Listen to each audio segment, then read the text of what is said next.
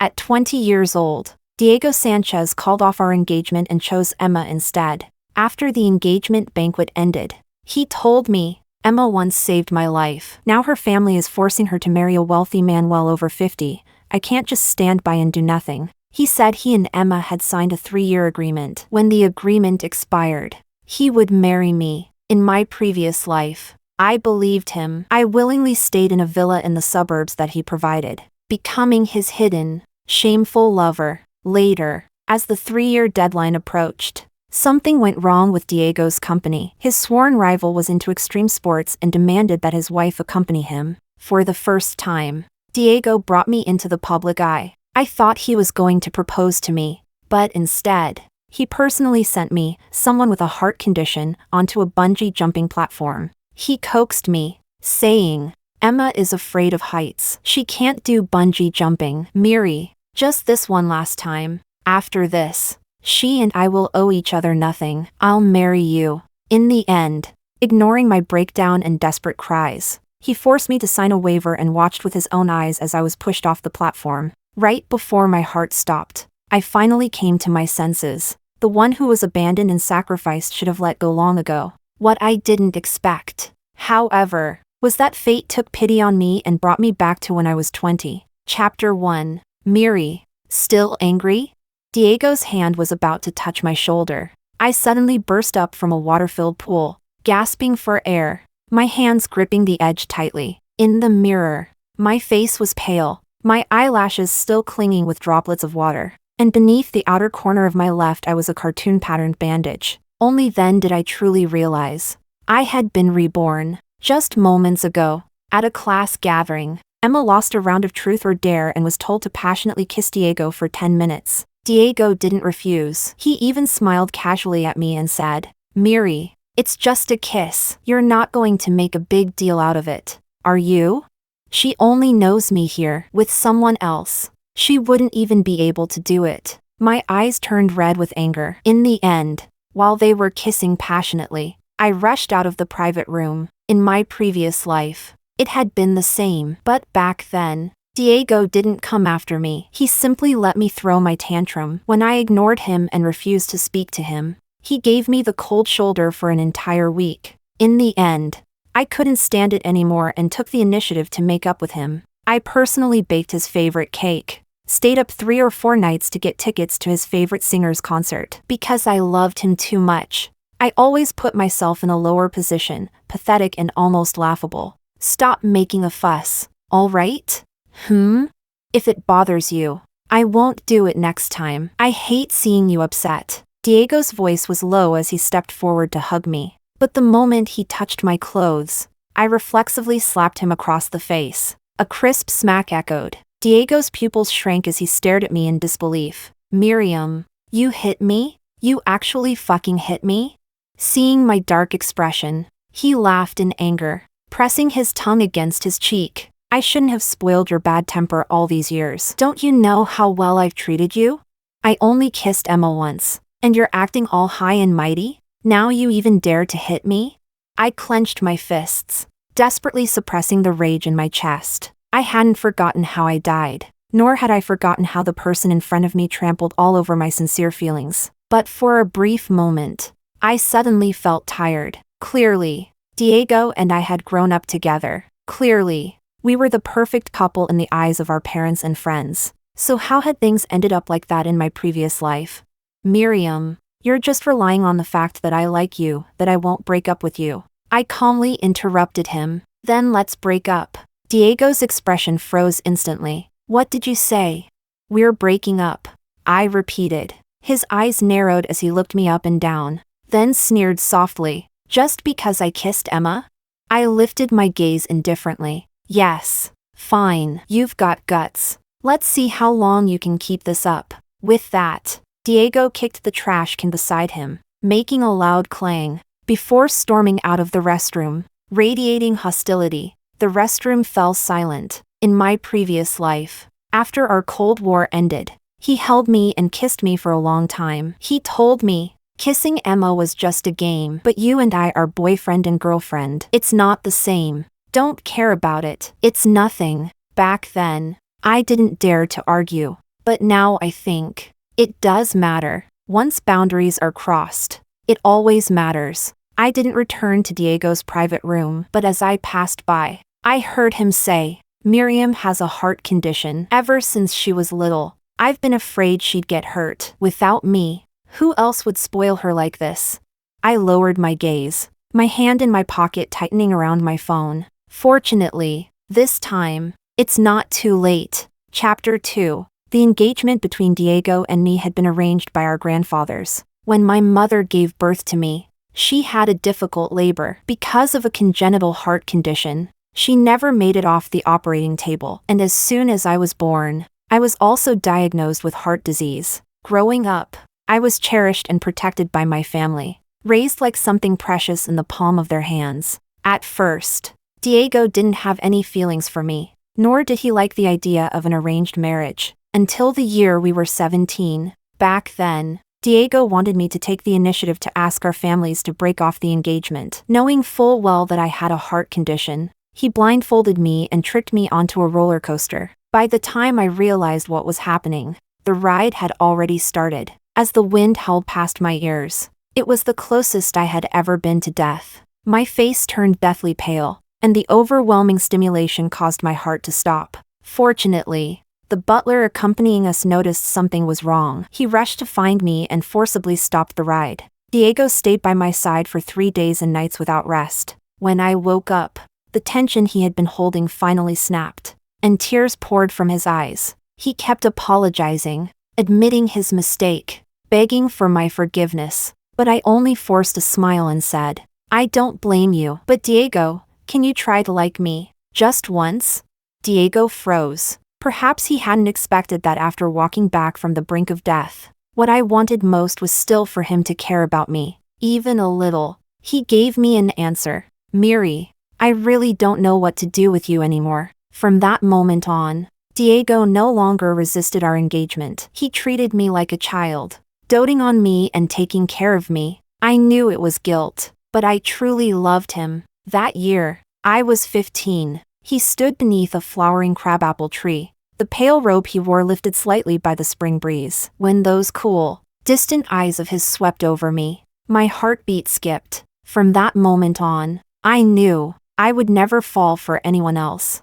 I wanted to become Diego's one and only love, but I never expected that someone like Emma would come between us. In our freshman year of college, Diego participated in a social activity when an earthquake struck. Both he and Emma fell into a ravine. It was Emma who saved him, dragging his unconscious body to the hospital. Because of that debt, Diego always placed Emma above me, even when both Emma and I needed him at the same time. After weighing the situation, he would always choose her first. He said, "Emma saved me. If I can help her, I will. At most, you'll just have to endure a little unfairness. I'll make it up to you in the future. Miri, trust me." I nodded and accepted it, because I loved Diego. Enduring a little unfairness didn't matter. Even at the engagement banquet when I was 20, Diego called off our engagement and chose Emma. After the banquet ended, he told me, "There's been a problem with the Reyes family business. Emma Reyes is an illegitimate daughter. They want to marry her off to a wealthy man over 50 in exchange for investment.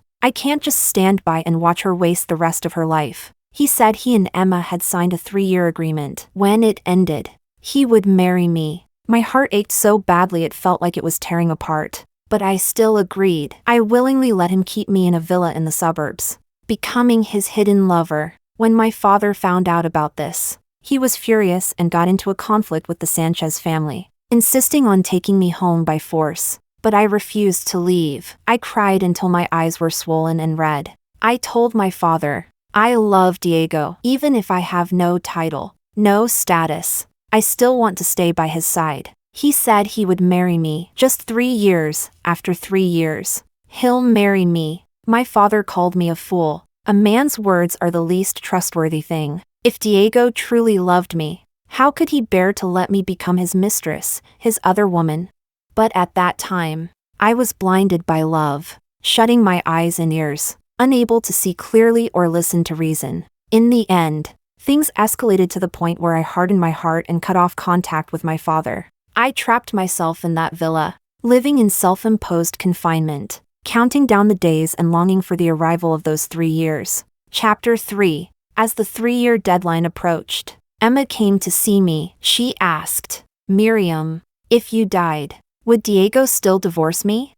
At the time, I didn't understand what she meant, not until the day before Diego was supposed to divorce Emma. When he brought me to a bungee jumping platform, I had a heart condition, and I was afraid of heights. I would never go near places like this. Ever since my cardiac arrest at 17, Diego had never taken me to anything like this again. There was confusion in my eyes as I was about to question him, but Diego suddenly knelt down on one knee in front of me. I thought he was going to propose. Instead, I heard him say, "Miri, a piece of land I own is currently stuck in the hands of my business rival. I need his help, and he likes extreme sports. So, Emma is afraid of heights. She can't do bungee jumping. Miri, just this one last time. After this, she and I will owe each other nothing. I'll marry you." At that moment, I froze as if struck by lightning. My fingertips trembled uncontrollably. A ringing filled my ears. I could no longer hear what Diego was saying.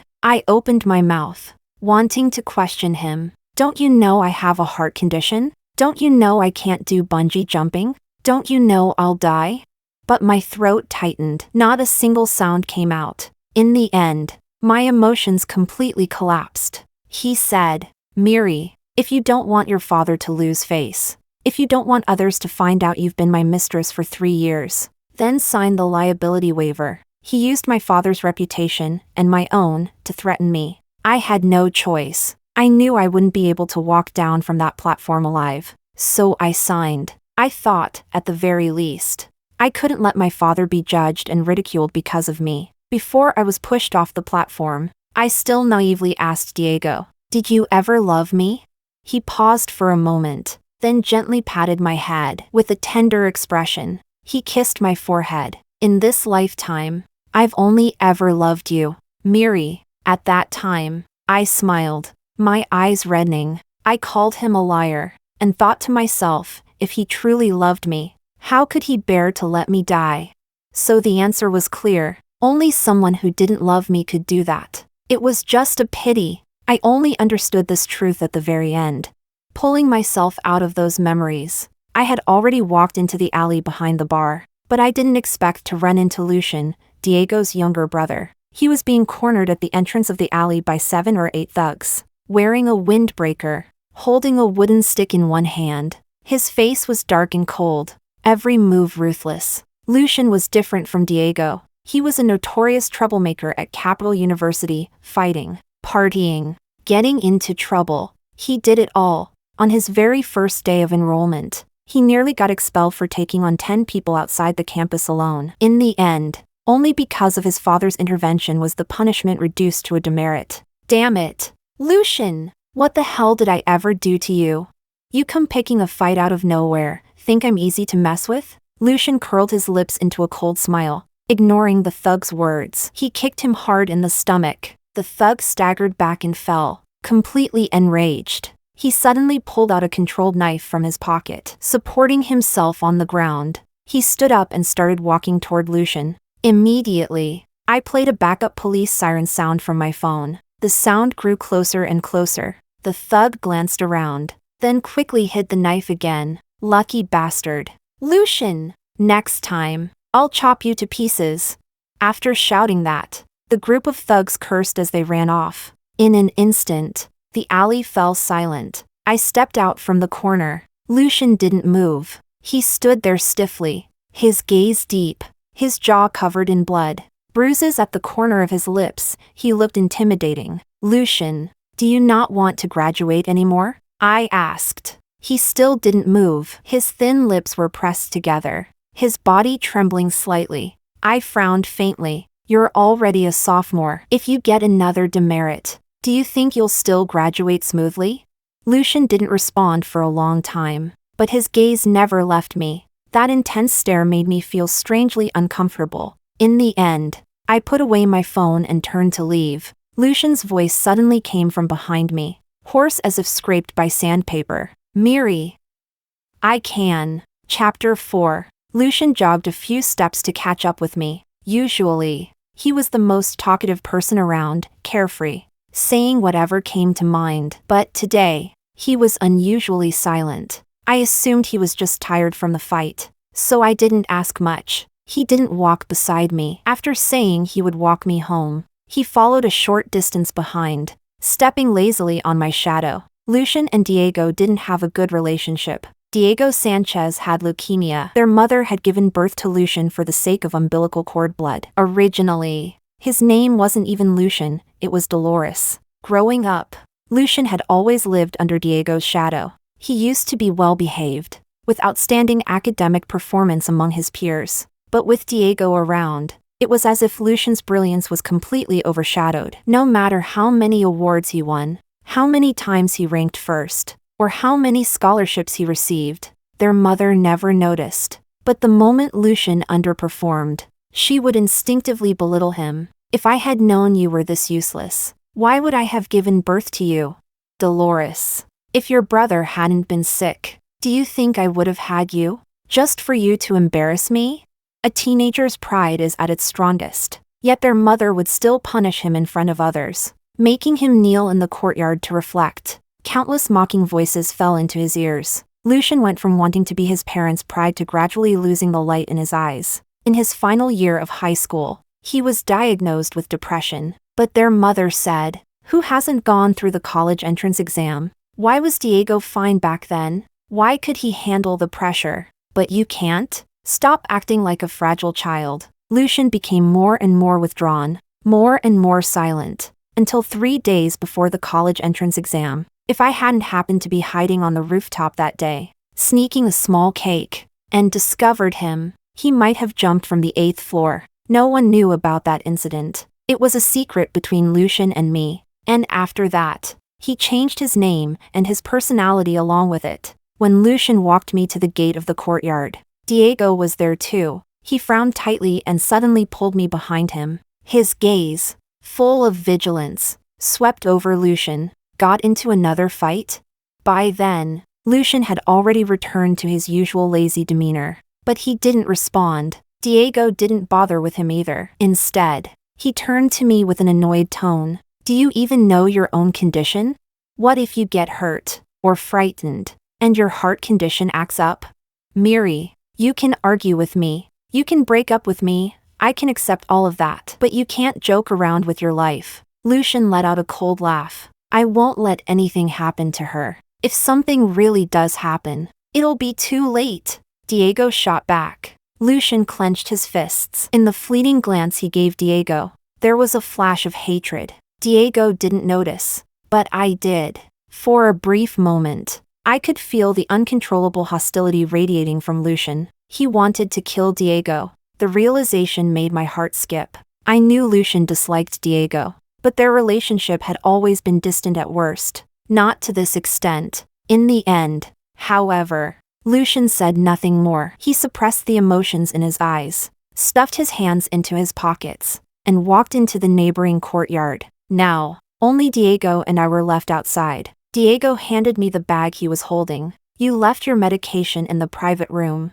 "Oh." I took it and turned to leave. Diego sighed helplessly and grabbed my wrist. "Miri, our engagement banquet is in 10 days. What happened today was my fault. But you slapped me. So let's call it even. Stop fighting with me, all right? It hurts me." His voice was gentle, almost coaxing. If it were my previous life, the moment Diego came to me like this, I would have been overjoyed, not daring to say a single harsh word, let alone continue arguing. He always said I relied on his feelings for me and acted recklessly. But in truth, the one who kept wearing down this relationship was never me. "Diego, I'm not fighting with you." Yeah, you're not fighting with me. I'm the one fighting with you, all right?" I fell silent. Forget it. He could think whatever he wanted. After all, 10 days later, the person standing beside him at the engagement banquet wouldn't be me. Chapter 5. The next day, photos of Emma and Diego kissing at the bar somehow got leaked. By then, the school forum thread had already surpassed 10,000 comments. Emma Reyes, already notorious for being the illegitimate daughter of the Reyes family, became the target of everyone's attacks. I sent Diego Miriam's fiancé? What a joke. Emma's mom was a homewrecker, and now she is too. Third parties who interfere in relationships should just die. How does Emma even dare? I thought Diego was a decent guy. Turns out he's disgusting too. Two timing. Seriously? There's not a single decent person in the Sanchez family. Lucian, the campus bully, plays around. Diego, the campus heartthrob, plays even dirtier. Is Emma doing a 1v2 or what? My best friend Ava had forwarded me the post. I hadn't even finished reading it when my bedroom door was suddenly kicked open. Diego strode in, walked straight up to me, and snatched my phone out of my hand. The moment his eyes landed on the post, he smashed my phone onto the ground. Did you have someone leak these photos? Miri, I already told you, it was just a game. Did you really have to go this far? Do you know everyone is cursing Emma now? She's a girl, she's already sensitive enough because of her mother's situation. Why are you making things worse? Only after his angry accusations did I slowly piece together what he was implying. You think I was the one who posted this? Wasn't it you? He shot back. I couldn't help but let out a low, mocking laugh. Diego, how long have we known each other? What? He frowned. I bent down to pick up my phone. Spiderweb-like cracks spread from one corner of the screen. Tiny shards of glass pierced into my fingertips, like countless poison needles, sinking deep into my body, making it ache unbearably. Miriam, a jealous girl is the least rational. What does it matter how long I've known you? Diego spoke as if it were only natural. I smiled again, but when I lifted my eyes to meet his, they were filled with disappointment. I had already told myself I no longer loved Diego, and yet, it still hurt. So, Diego, since you've already decided I'm guilty, what do you want me to do? He answered, delete the post and publicly apologize to Emma. And if I refuse? I asked. Suddenly, Diego seemed to deflate slightly, his voice lowering. Miri, Emma is innocent. I know you don't like her, but if it weren't for her back then, I'd already be dead. So can you, for my sake, stop making things difficult for her? She's not that calculating. She can't compete with you. For a moment, I almost didn't process his words. A sharp pain shot through my chest. So what Diego meant was that I was more scheming than Emma? 20 years of growing up together, and in the end, it meant nothing. I finally drove Diego out of my room. Before leaving, he even threatened me. Miri, if you insist on going against Emma, don't blame me for taking her side. I snapped back at him. Get lost. The moment the door shut, the tears I had been holding back finally spilled over. In my previous life, during those 3 years I was kept in that suburban villa, I rarely went out, had almost no social life, like women in ancient times trapped within 4 walls, always waiting for their husband to visit. Back then, I had felt wronged, but I also knew it was my own choice. So no matter how much it hurt, I could only swallow it. But no matter how things were back then, I had never lost control like I did today. Even when Diego personally sent me onto that bungee platform, I hadn't felt it was completely unacceptable. But now,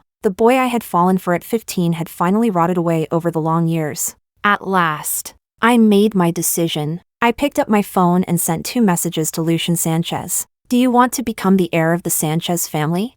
I'll help you. Chapter 6. 2 days later, right before the Capital University sports meet began, I finally understood what Diego meant when he said not to blame him for standing on Emma's side. Diego posted a clarification on the school forum. Emma and I are just ordinary friends. We didn't kiss. The photo is misleading. My girlfriend Miriam got jealous and posted rumors on her behalf. I apologize to Emma. I also hope everyone will stop attacking others. In just a few sentences, he brushed off the passionate kiss from the night before and shifted all the blame onto me. The post from yesterday had already been deleted after Diego contacted the forum moderator. In its place, new posts flooded in, this time, all targeting me. Is this a plot twist? I knew Emma wasn't that kind of person. Turns out it's just Miriam stirring up drama out of jealousy. Miriam has a terrible temper and is so delicate. Just because she has a heart condition, She acts like she's special, everyone has to tiptoe around her. You'd think the whole university belongs to her. Spreading rumors is disgusting. Miriam should just have a heart attack and die already. Before I could scroll further, Ava snatched my phone away, her face full of anger. What the hell is wrong with Diego? Isn't he your fiancé? Helping Emma openly is one thing, but why is he dragging you down too? I took my phone back. We broke up. Ava stared at me in shock. Are you serious? You're not messing with me, right? I gave a helpless smile. Why would I joke about this? We really broke up. But, didn't you really like him? Her voice gradually softened. I shook my head. I'm a pretty ordinary person. Even love has an expiration date. Ava still didn't quite believe me. Eyeing me suspiciously, I let her look as much as she wanted. Only when the broadcast announcement sounded did she cross her arms and huff. It better be true. Miri, I've wanted to tell you this for a long time. Diego was never worth how much you liked him. The moment he crossed the line with Emma, you should have dumped him. I reached out and patted her shoulder. All right, let's head to the field. Fine. Let's go watch some other handsome guys instead. Honestly, I think Lucian's pretty good too. Ava suddenly grinned at me. I raised an eyebrow slightly but said nothing. After my fallout with Diego, I had thought about many things. Even after being reborn, my family and the Sanchez family were still inevitably entangled. Both families had deep-rooted influence in a city, their power intertwined. So Lucian was indeed my best option right now. There were still 6 days until my engagement banquet with Raphael, but I lowered my gaze to my chat with Lucian. There was still no reply. Is he running the 3,000 meters today? I asked. Ava nodded. Both Diego and Lucian signed up. There's even a poll on the forum, but Diego is way ahead. Lucian might be the campus bully, but long-distance running is his weak point, everyone knows that. So you voted for Diego? Ava shook her finger. No, I voted for Lucian. Winning doesn't matter, but you can't lose in spirit. I couldn't help but laugh softly and silently agreed. But I didn't expect to run into Emma on the way to the field. She was wearing her uniform, holding a bottle of mineral water. When she saw me, her lips curved into a smile as she greeted me first. Junior, what a coincidence. I suppressed my smile, my expression calm as I prepared to walk past her. Suddenly, Emma twisted open the bottle cap, pretended to stumble, and poured the entire bottle of water over my back. Cold water ran down my spine, instantly soaking through my shirt. Clinging tightly to my skin, my black bra became clearly visible. The passing students gasped. A couple of male students even looked at me with blatant, inappropriate gazes. Emma tilted her head, smiling innocently. Oh no, my hand slipped. You're not going to blame me, are you, Junior? My best friend reacted before I did, her temper flaring instantly. What the hell is wrong with you, Emma? What did Miriam ever do to you? Emma's eyes flashed with mockery. Her red lips had just begun to curl, but the moment she caught sight of someone approaching, her expression changed instantly. She lowered her head, pretending to be wronged. Even her voice softened. I'm sorry, it's all my fault. I really didn't mean to. If you want me to kneel and apologize so you can forgive me, I can kneel. With that, she bit her lip, her eyes reddening as her knees bent. About to kneel, the next second, an arm shot out and wrapped around her waist, forcefully pulling her upright. What are you doing? Chapter 7. A low, cold voice cut through the air. The surroundings fell instantly silent. Emma staggered slightly, her back colliding with the person behind her. When she looked up, she met Diego's sharp jawline. It's all my fault. I just accidentally spilled water on Junior. Diego lifted his gaze and looked at me. When he saw my soaked shirt clinging tightly to my body, he instinctively took off his jacket. Just as he was about to drape it over my shoulders, I raised my hand and blocked him. His expression immediately darkened. What are you doing? Do you want everyone to see you like this? If you're angry at Emma, I can apologize on her behalf. She didn't mean it. Let's call it even, all right? My lips parted slightly, about to speak, but Ava, standing beside me, curled her lips into a mocking smile. Diego, here you are again, playing the hero in front of our Mary? Let me ask you, What identity are you using to apologize for Emma? Miri's ex-boyfriend? Or Emma's boyfriend? Diego frowned, clearly displeased, and looked at Ava. Ava, stop stirring things up for no reason, all right? Stirring things up? Ava scoffed. If you actually treated Miri sincerely, I'd be the first to support you, wishing you both a lifetime of happiness. But what the hell are you? Ava, Diego growled. I've tolerated you long enough. He clenched his fists, glaring straight at her. Diego, I've tolerated you for a long time too. Ava shot back without hesitation. You're just a greedy bastard who wants everything. Ava's family was an up-and-coming force in a city, nowhere near as powerful as the Sanchez family. Yet, for my sake, she had repeatedly stood against Diego, risking her family's future to support me. Suddenly, the Ava in front of me overlapped with the Ava from my previous life. Back then, when she found out Diego got engaged to Emma, she went straight to him and slapped him, even threatening to kill him, willing to risk everything just to stand up for me. And what did I do at that time?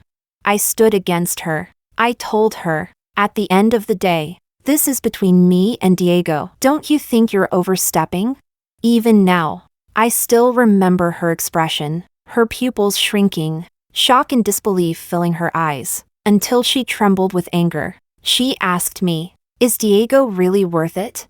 And I told her, yes. After that, she went abroad and never contacted me again, and just like that, my only close friendship ended. Looking back, for Diego, I lost my family, lost my friends, and in the end, even lost my life. Yet I never gained even the slightest bit of preferential love from him. Only now, standing outside it all, do I finally see clearly who truly treated me well, and who didn't. Someone who loves you would never make you suffer. Endless tolerance only invites them to push further. So, when Diego was about to speak again, I reached out, took a bottle of mineral water from a nearby student, twisted it open, and splashed it straight toward Emma. Diego reacted instantly, pulling her into his arms. His white t-shirt was immediately soaked through. He glared at me furiously. Miriam, are you insane?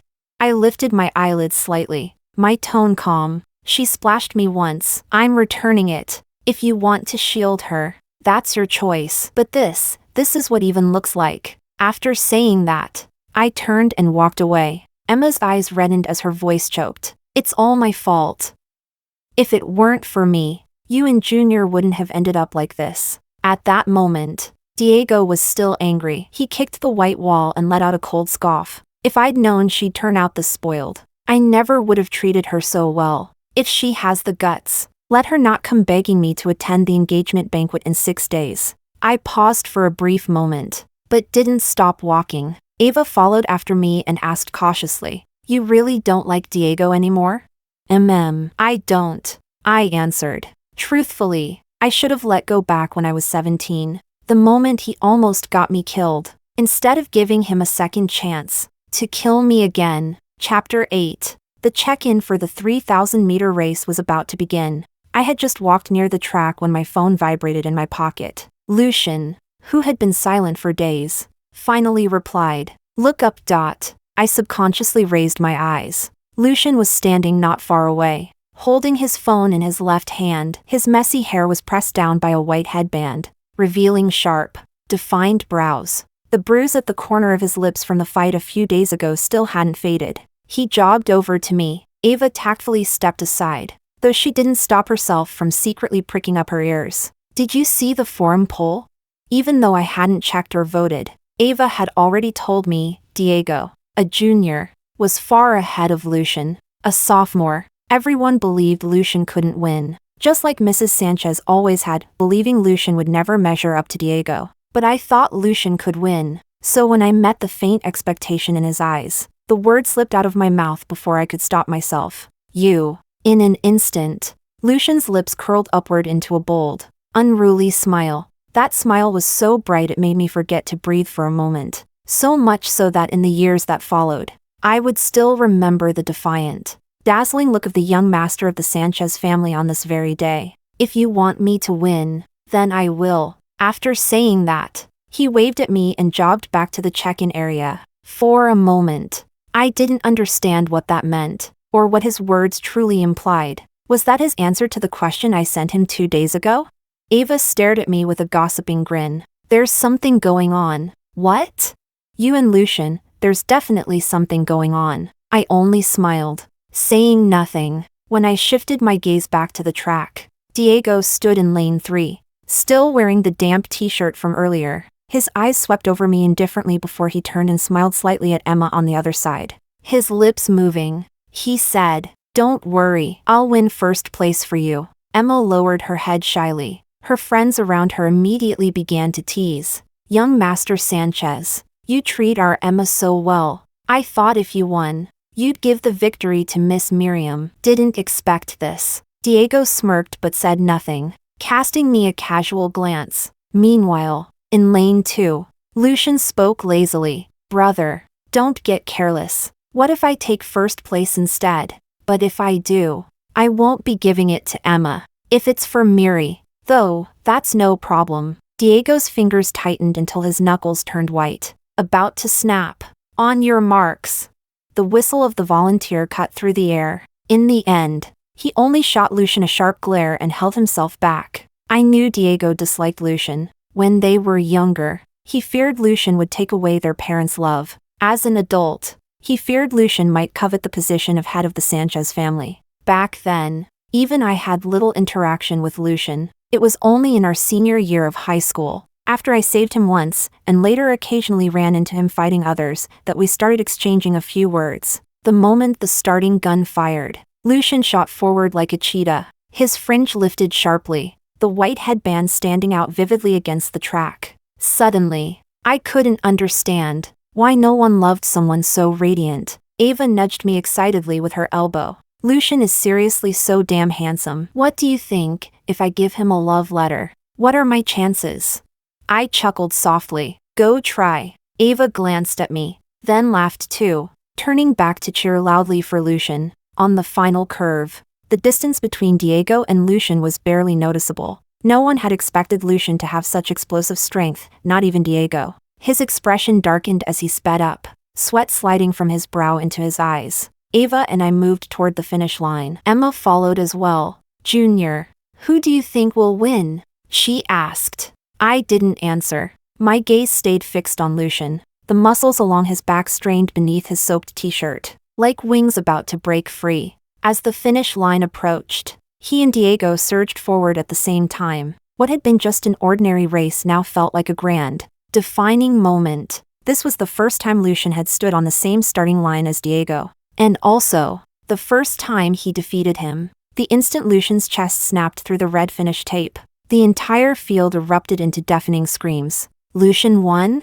Chapter 9. Yes, Lucian won. He bent over, hands on his knees, gasping for breath. When he lifted his head, his gaze cut through the crowd and locked straight onto me. Ava stuffed a bottle of mineral water into my hand. "Go give it to him. Damn, he just won you a championship." She pushed me forward. At that moment, Diego was still standing near the finish line, disbelief written across his face. "Miri, I actually lost to him." "Yes, you lost to him." The undefeated champion had fallen. It was probably the first time Diego had ever felt defeat. He seemed to forget that we had just argued over Emma. Subconsciously, he thought I was bringing him water. His hand reached out, but I frowned and avoided him. He grabbed at nothing, his expression freezing slightly. "Miri?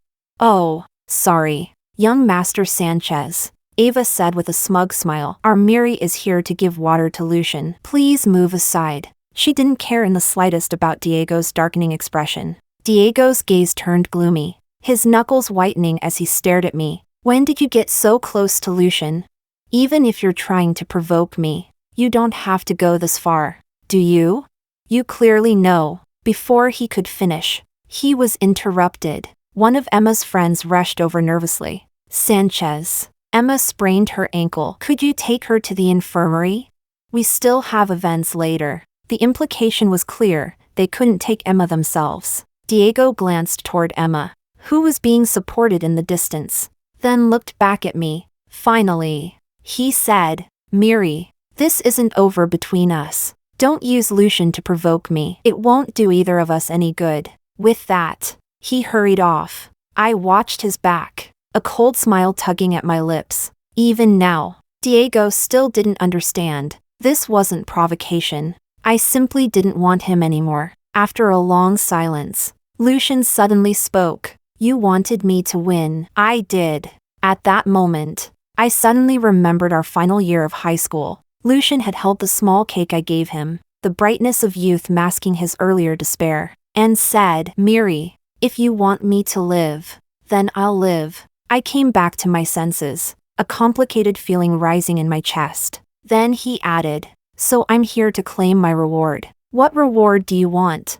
To marry into your family. I froze. By now, most of the students around us had dispersed. Ava had gone off to participate in her shot put event. Only Lucian and I were left. His voice was neither loud nor soft, but when it reached my ears, my heart trembled. This was the answer to the question I had sent 3 days ago. You want me to take control? Then I'll fight for it. I don't care about the Sanchez family, but I want you. Lucian's voice was sincere and unwavering. For a moment, I felt a pang of sympathy. All this time, Lucian had always been at the bottom within the Sanchez family, even less valued than some illegitimate relatives on the sidelines. But why?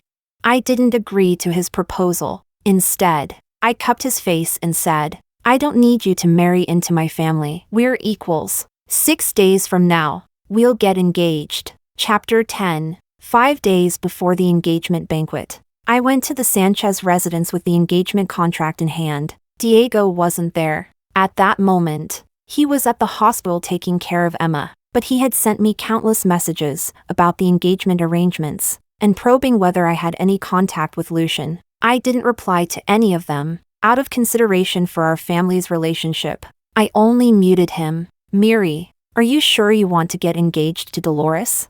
Mrs. Sanchez looked at me, her voice unable to hide her excitement. In my previous life, when she found out Diego was going to get engaged to Emma, she agreed almost immediately. She didn't care about Emma being an illegitimate daughter at all. She even treated her like her own. The reason was simple. I had a heart condition, and my mother had died on the operating table. She was afraid that if I married Diego, our child might inherit a congenital heart disease. If it weren't for the ties between our families, she would never have agreed. This time, things had turned out exactly as she wished. I'll talk to my father about it myself, I said. Mrs. Sanchez nodded, suppressing her emotions. That works. It's just a matter of replacing Diego's name with Dolores. Lucian, sitting across from me, remained silent. When he heard the name Dolores, a faintly mocking smile tugged at his lips, but he said nothing. After all these years, he was already used to it,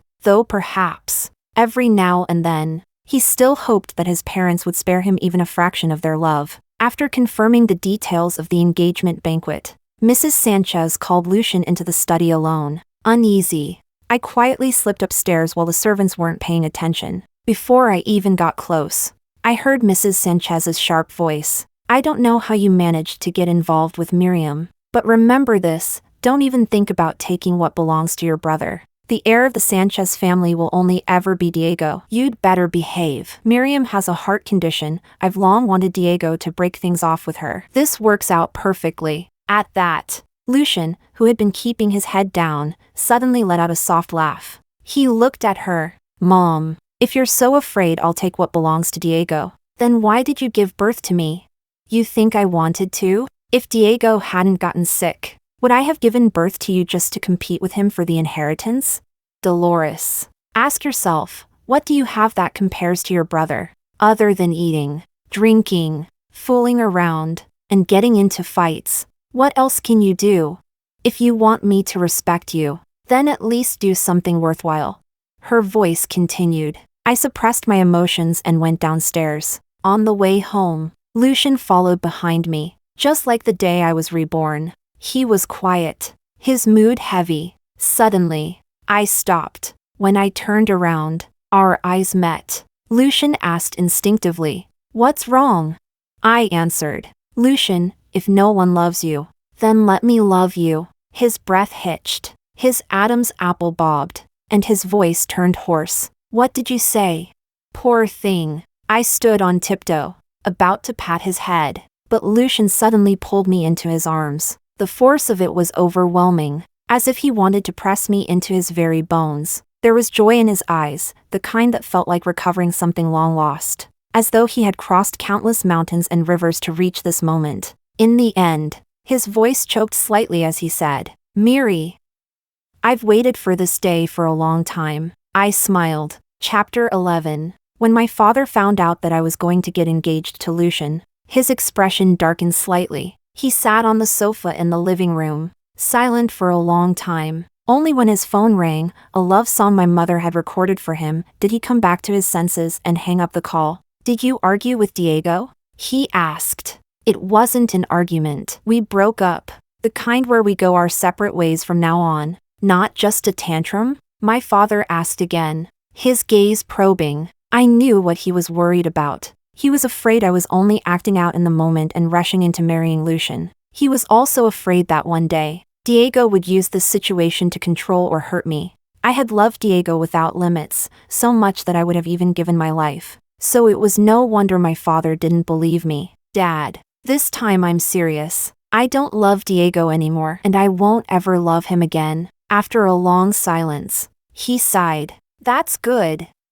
Miri, all I want is for you to be healthy and happy. Diego isn't right for you. The one who is loved becomes fearless. I'm afraid that one day he'll hurt you. Your health is already fragile. And if something happens, then what am I supposed to? His voice abruptly cut off, thick with emotion. Thinking back to my previous life, my eyes began to sting. I quickly took out my phone and handed it to him. Perhaps because I had been reborn, the medical report I received that morning showed that my heart had no abnormalities at all. It was nothing short of a miracle. My father stared at the data on the report for a long time. His eyes gradually reddened, until a tear fell onto the screen and spread. Good, as long as you're okay, that's all that matters. Ever since I could remember, I had rarely seen my father cry. The only time was when I turned 18. He had secretly gone to my mother's grave, drank a lot, and cried the entire night like a child, murmuring, "My love,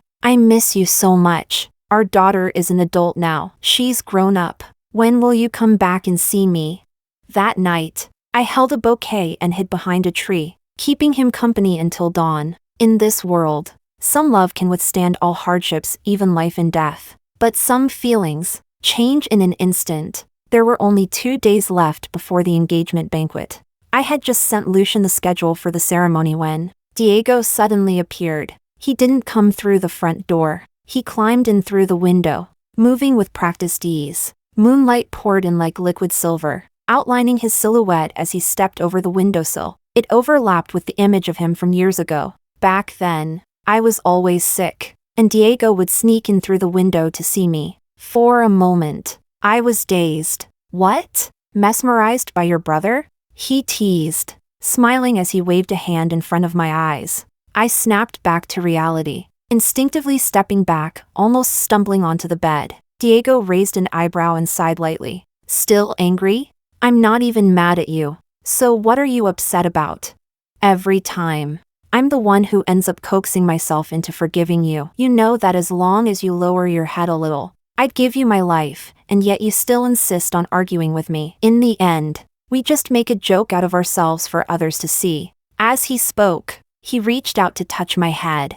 I avoided him again. This time, unexpectedly, Diego didn't get angry. He simply withdrew his hand. His sudden softness made me overthink. The engagement banquet with Lucian, Mrs. Sanchez had planned to settle things first and inform Diego later. So, before I could finish my thoughts, Diego spoke, a hint of guilt in his voice. Miri, the engagement banquet in 2 days might not happen as planned. I lifted my eyes abruptly, my thoughts instantly clearing, perhaps because of the butterfly effect. The events from my previous life had happened earlier. Seeing that I remained silent, Diego assumed I was angry and hurried to explain. Miri, I'm sorry. I know you've been looking forward to this day for a long time. But something came up with the Reyes family. Those animals want to marry Emma off to a rich man over 50 in exchange for investment. Emma is still so young, and she once saved my life. She came to me for help, I can't just ignore her. My parents wouldn't help the Reyes family without reason.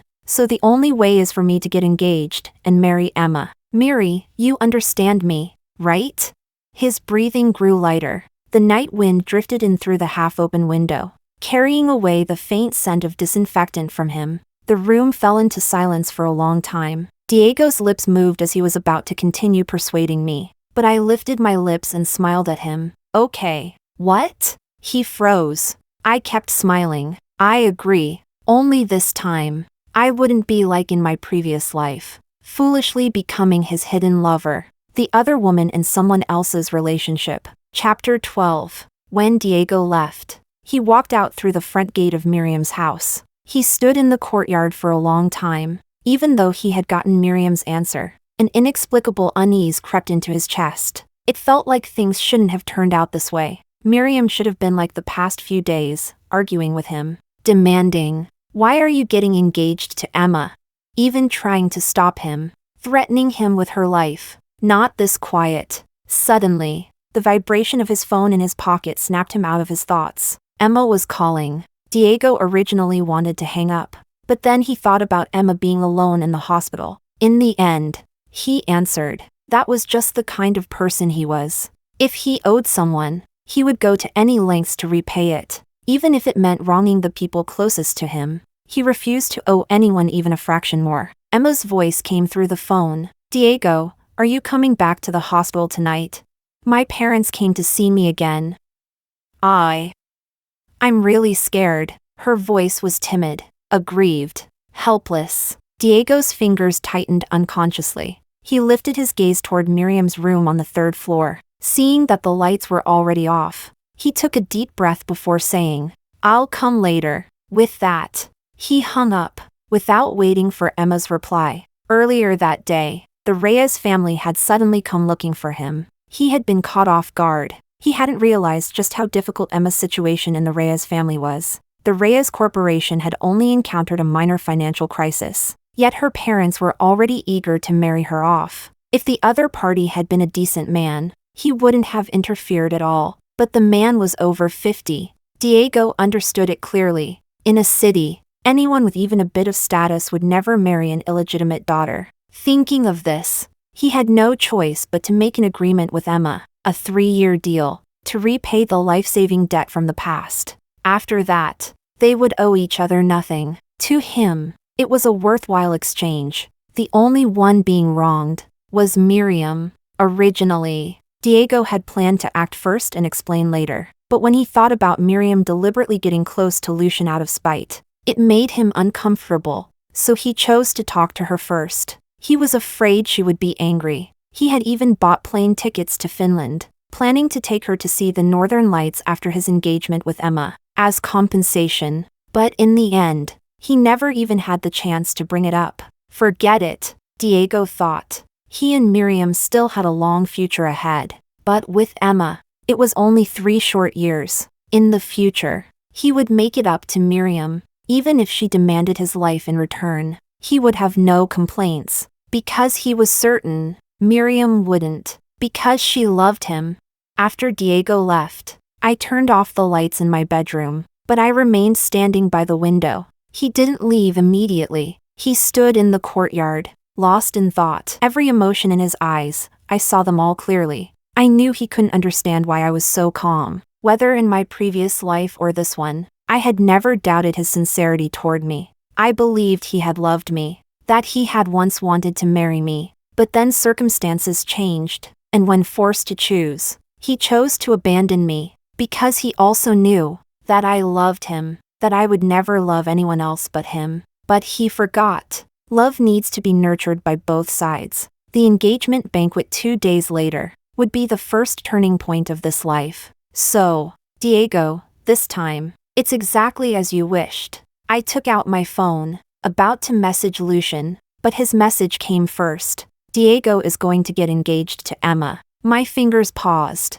Though Lucian didn't say more, I already understood. If Diego was proceeding with the engagement, then Lucian would naturally be the one abandoned by Mrs. Sanchez. The engagement banquet would no longer belong to him and me. Fortunately, I had never placed my hopes on Mrs. Sanchez. I've made arrangements. I pressed send. For a long time. Lucian didn't reply. The chat box kept showing typing, back and forth, until half an hour passed. He finally sent one word. Okay. I couldn't help but smile. Chapter 13. The engagement banquet arrived as scheduled. In the previous life, because it was a political and business alliance between our two families, many influential guests from both sectors attended. But as the banquet approached, the original bride-to-be was replaced by Emma. The number of guests dropped sharply, so much so that even the seating area wasn't full. Diego Sanchez stood at the hotel entrance in a sharp suit. Emma wore a deep red chipao, her hair elegantly pinned up, her makeup delicate. She looked fragile and pitiful, the kind that easily stirred sympathy. Although Mrs. Sanchez had reservations about Emma's background, she cared even more about Miriam's heart condition. What's going on? Not even half the invited guests have arrived? Mr. Sanchez frowned as he questioned his wife. Mrs. Sanchez didn't look pleased either. Among those seated were mostly distant relatives, with only one or two business figures who were both close to Mr. Sanchez and held real influence. I'm not sure either. Maybe there's traffic? It's almost the auspicious hour, Mr. Sanchez added. Emma clung to Diego's arm, suppressing the excitement in her eyes as she spoke softly. Diego, I'm a little nervous. Do you think the junior will come? I heard Auntie invited her too. Mrs. Sanchez wasn't far away. Hearing this, she immediately frowned. Just as she was about to speak, Diego lowered his head to look at Emma and gently patted the back of her hand in reassurance. Don't be nervous. It's just going through the motions. I threw away Miri's invitation. I've already wronged her enough. I don't want her to come to this engagement banquet. I can't bear to see her upset, and even less to see her cry. He thought that even if Miriam accepted his marriage to Emma, he still couldn't bring himself to accept her blessing. Just imagining Miriam forcing a smile made his chest feel tight and suffocating. The trace of sadness on Diego's face didn't escape Emma's notice. Emma clenched her fists. She had always known that Diego's kindness toward her came from the life-saving debt when she fell off a cliff back then. It had nothing to do with love. But so what?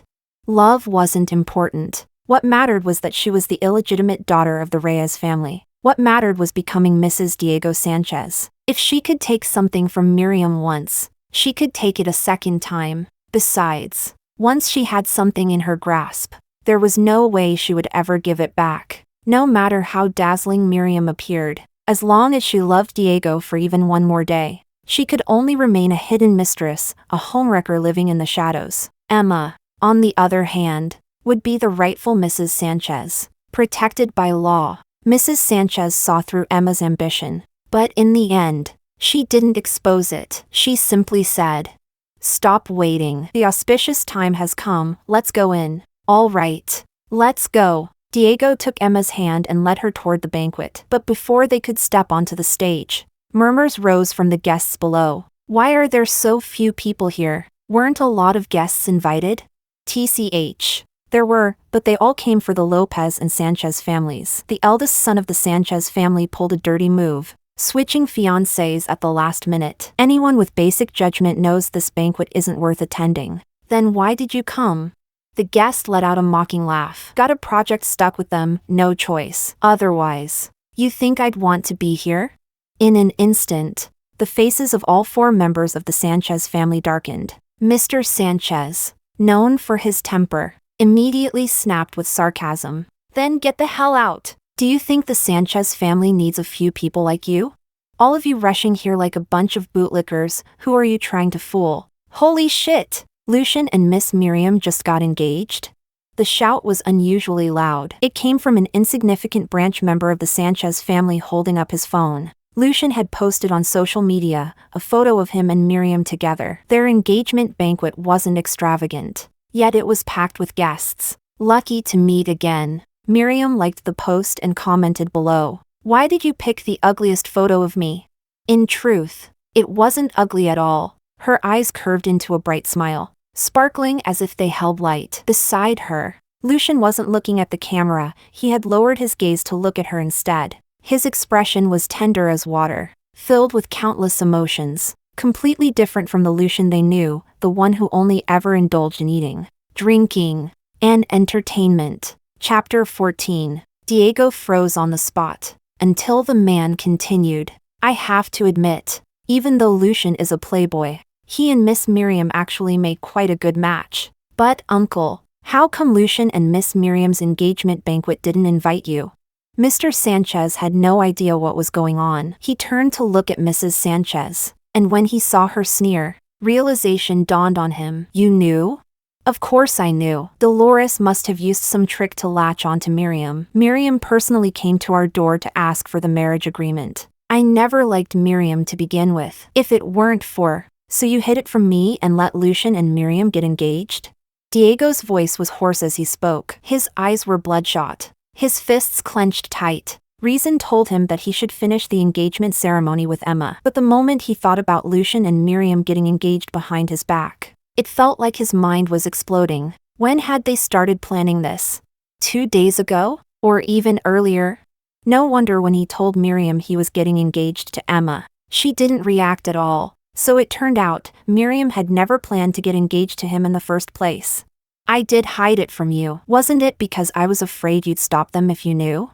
Diego, you're my son. I have to think about everything for your sake. Miriam is not suitable for you at all. She has heart disease. Do you understand? What if one day she dies? Or what if she dies in childbirth like her mother? What will you do? What about the child? You can't possibly live as a widower forever. Can you? Mrs. Sanchez spoke earnestly, trying to reason with him. Diego's eyes were blazing with fury. So what if she has heart disease? If she dies, I'll die with her.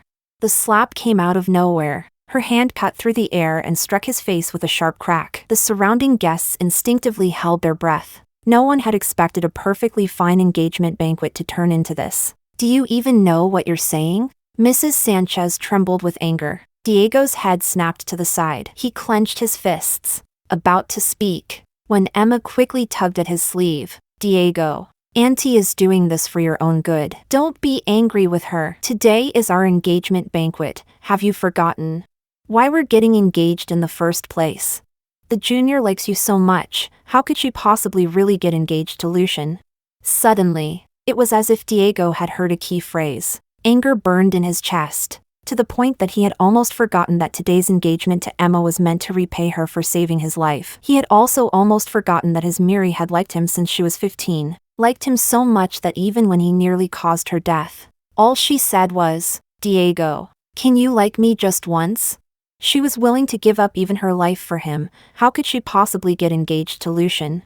That's right. It wasn't that Miriam wasn't angry, she was too angry. So angry that she used her own marriage as a way to act out of spite. That day, he should have given Miriam the plane ticket to Finland. He should have comforted her. After a long while, Diego finally calmed down. He forced a smile and apologized to Mrs. Sanchez. Mom, I'm sorry. I lost control of my emotions just now. Let's continue the engagement banquet. We've already delayed too long. Let's start as soon as possible. And then end it quickly. He needed to go see Miriam. He needed to coax her. To make things right. He knew that as long as he coaxed her, she would forgive him. But Diego forgot. Miriam was stubborn to the core. If she loved him, she could abandon even her dignity and become his mistress. But once she stopped loving him, she would choose someone else without hesitation. Unfortunately, Diego still hadn't realized it. Miriam would never love him again.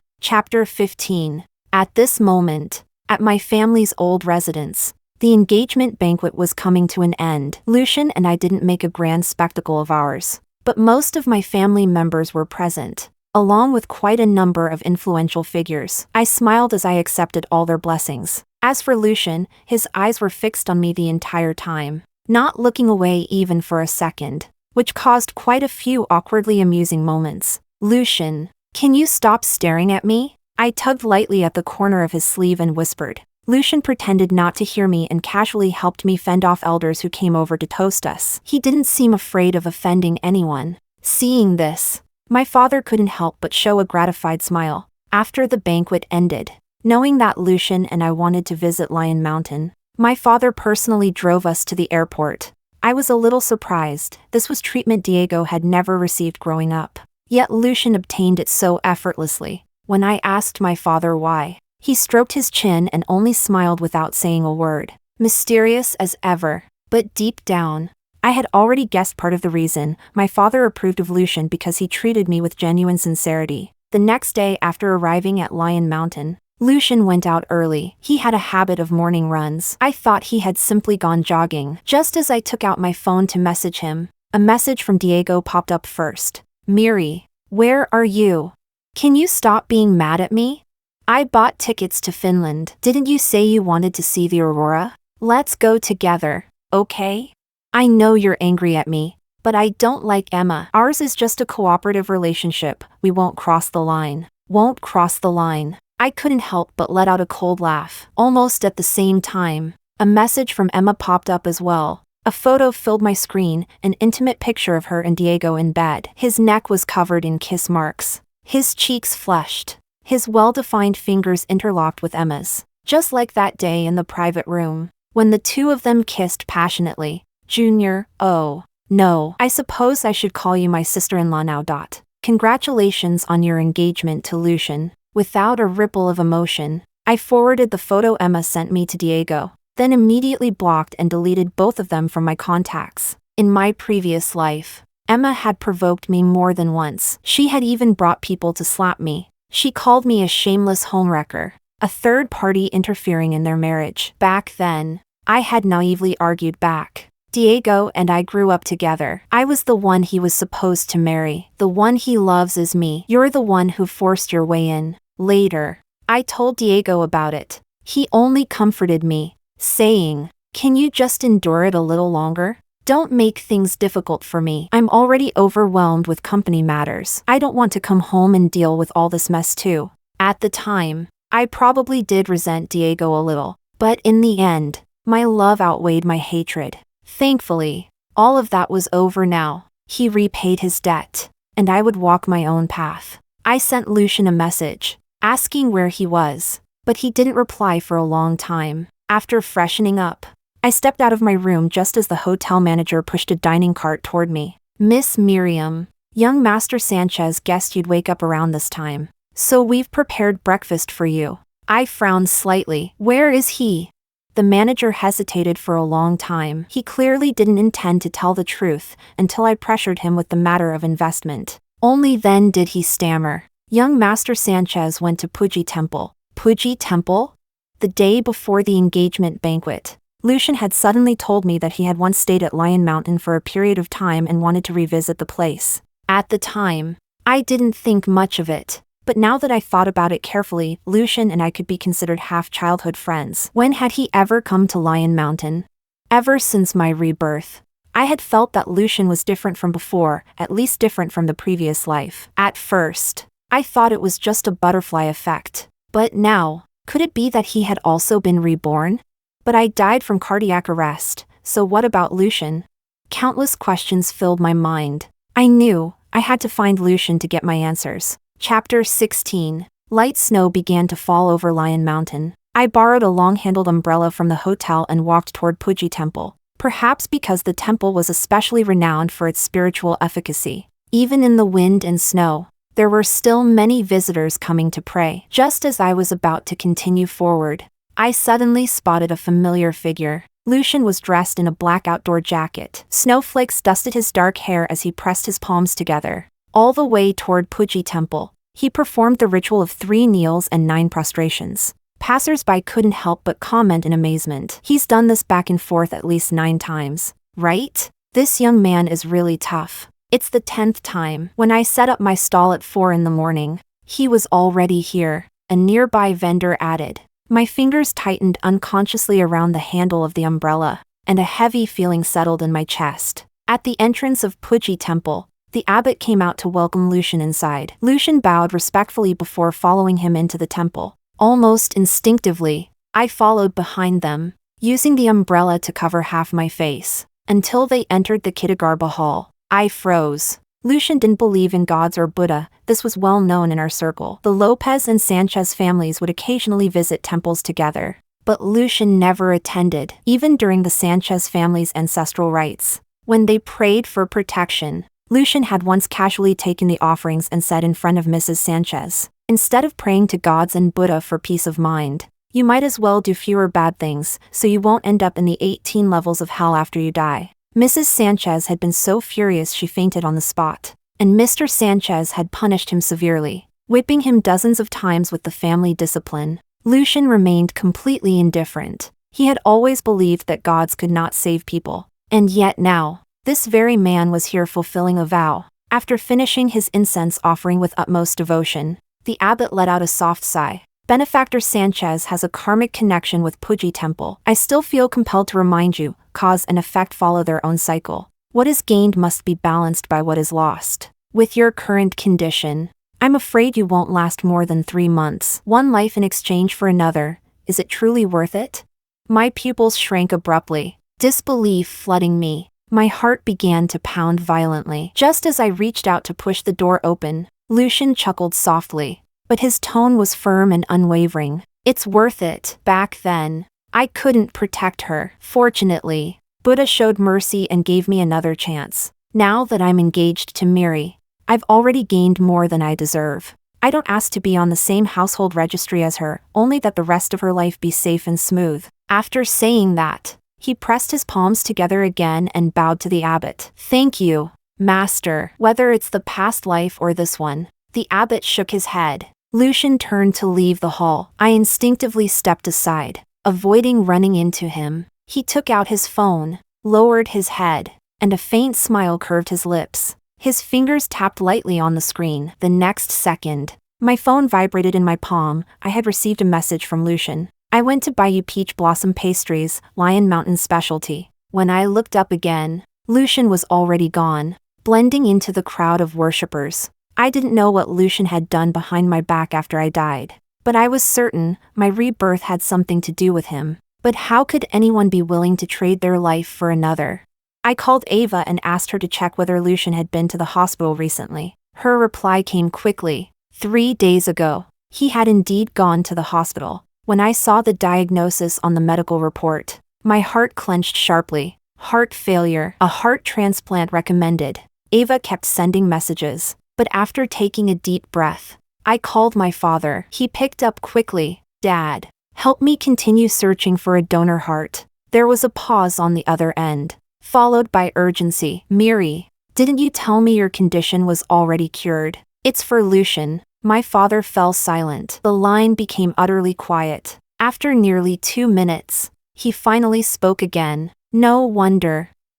Lucian came to see me yesterday morning. He's secretly been acquiring scattered shares of the Sanchez family. It's not enough to directly challenge the old man yet, but it's only a matter of time. He wants to transfer the shares to you. Chapter 17. Lucian had already paved the entire path for me. The Sanchez Corporation, along with all the assets under his name and, behind the Sanchez family's back, an overseas publicly listed company worth hundreds of billions. When I looked at the stack of documents my father sent me, I couldn't help but laugh. This was everything Lucian had. Ava had also uncovered some things about Lucian. Back then, when Lucian got a disciplinary record for fighting after enrolling in school, it wasn't because he had provoked anyone. It was because those thugs had tried to drug and assault me. Lucian discovered it and fought them. He didn't want me to know about something so vile, so he took the punishment himself. And the recent fight at the bar, it was also because of me. They had planned to swap my heart medication with vitamin C,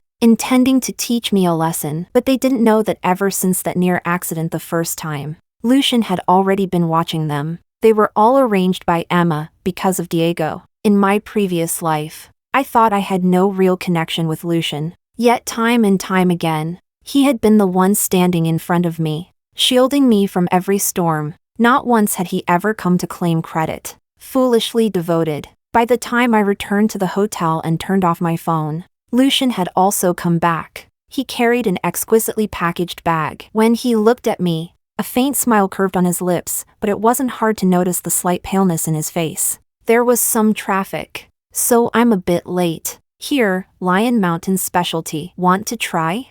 Lucian unwrapped the peach blossom pastries and held one up to my lips, coaxing me gently. I avoided it. His movement paused, confusion flickering in his eyes. My lips parted slightly as I asked, neither too heavy nor too light. Lucian, you like me. Lucian seemed a little puzzled and asked softly, "Wasn't I obvious enough, Miri? Is it because I saved you in senior year?" Some answers were actually easy to find. For example, why Lucian had suddenly changed his personality. Why he had even changed his name. Back then, I thought it was because he had been given a new lease on life and wanted to live differently. But now, I realized I had underestimated everything. This time, Lucian didn't lie. He set down the pastries and knelt on one knee before me with reverence. "Yes, because you saved me, Miri. I live for you." As he spoke, he held my hand and gently pressed a kiss onto the back of it. It was light. This was our first intimate contact since our engagement, and the first kiss he gave me. There was no desire, no ambiguity. To him, I was something sacred, his only reason to live. That had been true in the previous life, and it was still true in this one. That was why he was willing to trade his life for mine, his death for my survival. Lucian's love was far more genuine than Diego's. I felt a deep ache for him, even regret that I hadn't noticed his changes sooner. After a long moment, I reached out and cupped Lucian's face. "Lucian, I want to know everything." He froze. I continued. "Wasn't it you who brought me back to life, Lucian?"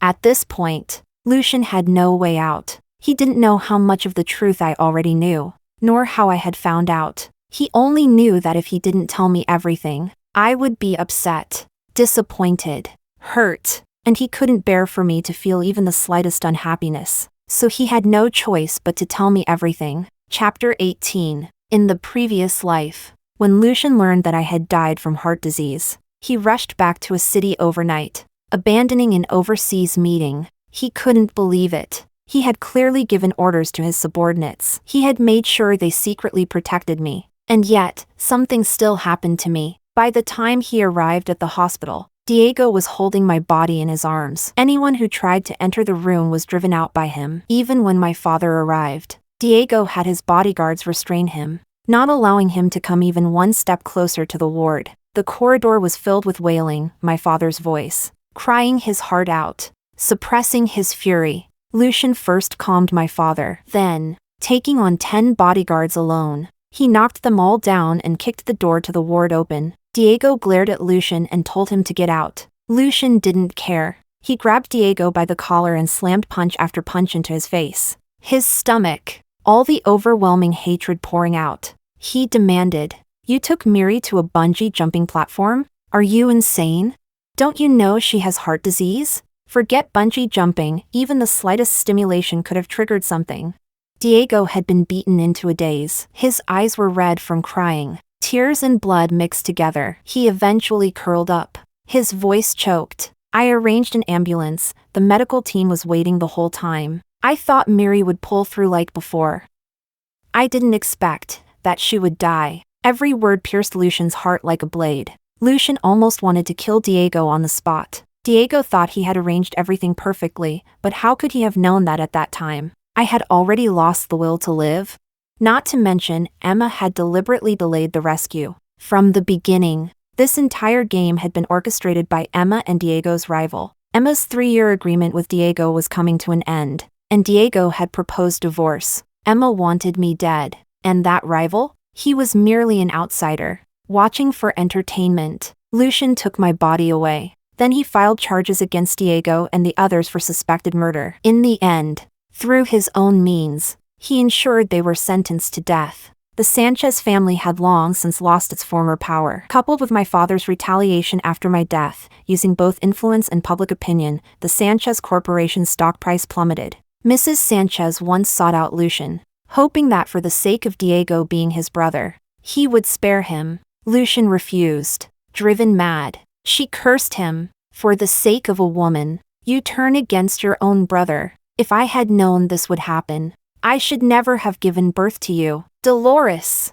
sending your own brother to prison, getting him sentenced to death, you cold-blooded beast won't die a good death." Members of the Sanchez family's extended branches also came to persuade Lucian to show mercy. But Lucian remained resolute. He removed his own name from the family registry and severed all ties with the Sanchez family. He avenged me, and in doing so, lost everyone. Before Diego's execution, he begged Lucian to let him see me one last time. He told Lucian that he regretted everything. If he had known I would die, he would never have allowed me onto that bungee platform. He said all of this was his punishment. He was willing to atone with his life, but he wanted to see me one last time. Lucian refused. In the end, Diego died with regret and remorse. Later, Lucian went alone to Lion Mountain. It was snowing heavily. Step by step, he made his way to Puji Temple, performing 3 kneels and 9 prostrations along the path. He prayed for my next life to be smooth. He prayed that I would never suffer again. Before the gods and Buddha, he made a vow. If Miri can be reborn, I am willing to exchange my life for hers. He never expected that when he opened his eyes again, the first thing he saw would be me, standing at the entrance of an alley. At that moment, I didn't dare believe it, that fate would favor me, even once. Miri. I was very lucky. After finishing his story, Lucian lifted his gaze. He no longer hid the burning love and devotion in his eyes. His world seemed to hold only me. After everything, across 2 lifetimes, his silent protection had finally seen the light. Even though I had already guessed part of the truth, my chest still filled with an indescribable feeling. I never knew that in the previous life, Lucian had gone so far as to turn against everyone, for me. His love ran too deep, all because, back then, I had once reached out my hand to him. He had walked alone for so long. Thankfully, this time, we could walk together. Chapter 19. At this moment, in a city, Diego was overwhelmed with work. He was now in his 3rd year of university. But in reality, he had already taken over part of the Sanchez Corporation's operations since his freshman year. He was exceptionally capable, and most of the people under him were convinced by his leadership. Even those old, cunning veterans in the business world stood little chance against him. He was far too skilled at reading people. Once he detected someone's weakness, he would strike with precision and finish it in one blow. Because of this, however, quite a few people held grudges against him. Even before the engagement banquet with Emma had begun, he had already started injecting capital into the Reyes Corporation. This move immediately caused dissatisfaction among the board of directors. The reason was simple: the Reyes Corporation was on the brink of bankruptcy, requiring massive investments of manpower and resources, with no short-term returns in sight. The investment risk was extremely high. It was precisely because of this that Diego had been forced to get engaged to Emma in the first place. He had assumed that with Emma's status as the future young mistress of the Sanchez family, even if the board had complaints, they would have no choice but to suppress them. But this time, things were clearly beyond his expectations. Mr. Sanchez remained neutral. He wanted to see how Diego would handle the situation himself. But no one had expected that during today's board meeting. When reviewing projects, Lucian's shareholding was actually slightly higher than Diego's. No one knew how he had managed to do it. Diego had already been dissatisfied with Lucian and Miriam's engagement. Now, he was so furious he practically wanted to drag Lucian out and kill him. Yet, he couldn't find a single trace of Lucian or Miriam's whereabouts. He knew it was Miriam's father helping them. After the engagement banquet ended, he had gone to the Lopez residence and tactfully requested to see Miriam Lopez. Miriam's father had him thrown out of the old residence without hesitation. In the end, he could only awkwardly take off his suit jacket, just like in the past, trying to climb through the window to see Miriam, only to discover that the window had already been sealed shut. That path Miriam had once deliberately left open for him, that secret belonging only to the two of them, was gone. In that moment, he felt a trace of confusion, but he also clearly understood that something between him and Miriam had already changed. Still, he remained convinced. Miriam was just angry. Miriam loved him. Her engagement to Lucian was nothing more than an act, a show for appearances. The two of them had barely interacted before. How could they suddenly become inseparable? And yet, he couldn't stop himself from thinking, Miriam and Lucian were out there alone together. What if something had really happened between them? The more he thought about it, the more regret consumed him. He kept drinking, trying to numb his thoughts with alcohol. But in the end, he spent the night entangled with Emma. He hadn't forgotten how he had torn open Emma's clothes, nor how Emma had clung to him, asking for more again and again. When he woke up the next day, seeing Emma still half asleep beside him, her body covered in kiss marks, His heart skipped a beat. He didn't even dare wake her. In a panic, he grabbed his clothes and rushed toward the parking garage. Getting engaged to Emma had been a last resort. He had never intended to cross that line. At least, not before marriage. Sitting in the driver's seat, he rubbed his aching head, smoking one cigarette after another until his thoughts finally steadied. Only then did he take out his phone and message Miriam. Perhaps out of guilt, he made her a promise that he would never cross the line with Emma. But the very next second, the screenshot Miriam sent back nailed him to the spot. His lie was exposed. By the time his trembling hands sent another message, Miriam had already blocked him. Chapter 20. Diego almost immediately returned to the bedroom. By then, Emma had already woken up. When she saw him, there was still a trace of shyness from the night before on her face. But before she could say anything, Diego suddenly raised his hand and slapped her hard across the face. The force was so great that Emma staggered, losing her balance and falling heavily to the floor. She instinctively covered her burning cheek. Diego, what did you send to Miriam? Diego's voice was cold and vicious. Emma instantly understood. She hadn't expected Miriam to tell Diego. Pressing her lips together, her eyes reddened. Diego, we're already engaged. I just wanted to. What did you want? To stake your claim? Diego cut her off, looking down at her with fury surging in his eyes. Emma, don't forget, we're just in a cooperative relationship. I'm helping you to repay the life-saving debt from back then. If I find out again that you're sending nonsense to Miriam, forget repaying anything, I'll take your life. After leaving those words as a warning, Diego walked out. But from that moment on, he completely lost contact with Miriam. Diego put down his phone after just finishing a call with Emma's father. His expression darkened even further. The Sanchez board was no longer under Diego's sole control. The capital injection process was stuck at the voting stage, unable to move forward or backward. If Lucian still didn't show up, the matter would ultimately be dropped, and that would make his engagement to Emma, risking losing Miriam in the process, completely pointless. For the first time, Diego deeply regretted agreeing to Emma's 3-year deal. Whether the Reyes Corporation went bankrupt or not, what did it have to do with him? With the Sanchez family's influence in a city, was it really impossible for him to protect Emma alone? The anxiety that had been building for days finally reached its peak. The fire burning in his chest was about to erupt, when the butler knocked on the study door and said, "Young master, Miss Miriam has returned." Hearing this, the frost on Diego's face finally softened slightly. He hurried to go find Miriam, but after the butler's reminder, he suddenly recalled, today was Miriam's father's birthday. The Lopez family kept a low profile, even on meaningful occasions like this. They wouldn't hold grand celebrations, but anyone invited to the table would be figures of influence in both political and business circles. That alone raised the bar for the event. Without an invitation, there was no way to enter. In previous years, Miriam would personally bring him an invitation, but now, dressed in a sharp suit, Diego was stopped at the entrance of the Lopez family's old residence. The bodyguard said politely, "Sorry, young Master Sanchez, without an invitation, you can't enter."